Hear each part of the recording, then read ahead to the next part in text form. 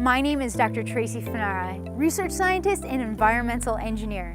At Mote Marine Laboratory, I use investigation and experimentation to answer questions. My favorite place that I've ever been is the jungles of Costa Rica. I saw these huge animals hanging from the trees. They were just hanging, sleeping, eating. I wanted to be just like them. Are sloths really as lazy as they seem? So I see these guys, all they do is hang around, eat and sleep.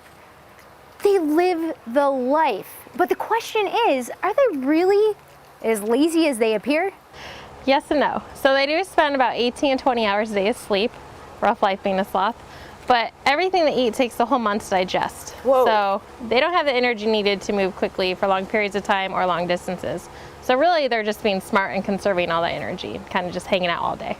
So if it takes that long to digest, do they have some enormous intestine inside them, or do they just metabolize it really slow? They metabolize it really slow. They do have a multi-chambered stomach, so that kind of helps slow down that process a little bit. Like a cow? Similar to a cow, yep. It's awesome. And because of that, they only typically go to the bathroom once a week.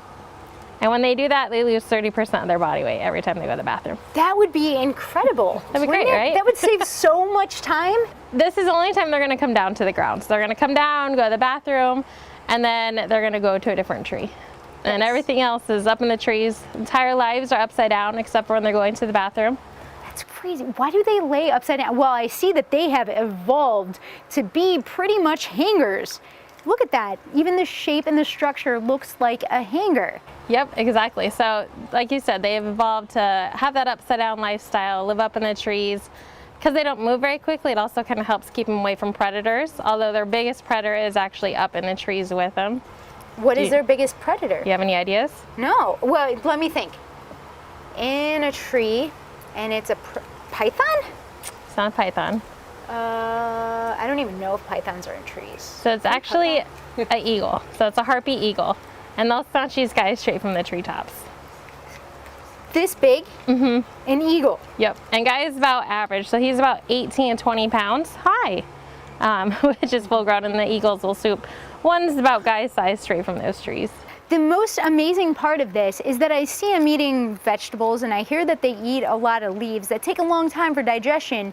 But what are those crazy, sharp, vampire-like teeth for? So they do have 18 teeth in there, and that's kind of the way that they can help defend themselves. So they'll reach out, whatever it is that's threatening them, bring it to their mouth, they can bite. It also helps kind of break down that food as well if they're a little bit harder. Now the two-toads have been seen eating birds as well as lizards, so they're almost more of an omnivore. Okay, you just said two toes. So he has two toes up front, but three in the back. So there are 6 different types of sloth. There's 2 different two-toads and then 4 types of three-toads. Oh wow, do they all live in the same place, or are they regional? All different regions, but they're all found in southern Central America as well as South America. Okay, so when I hang upside down, all the blood goes to my head, and I start getting really dizzy, and then I see stars, and that's about the time that I decide to come down.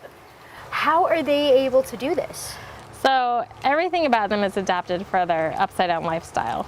So the way their blood flows, some of their organs are also in a little different positions than what you're going to find for other mammals. So everything is 100% adapted for that. They've evolved millions of years. They are resilient, they are beautiful, and they do it all hanging upside down. This is what it's like to be a sloth.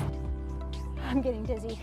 I'm getting, whoa. Oh my gosh, let's not do that again. So remember guys, anyone could be a scientist or an engineer with some passion, hard work, and innate curiosity of how the world works.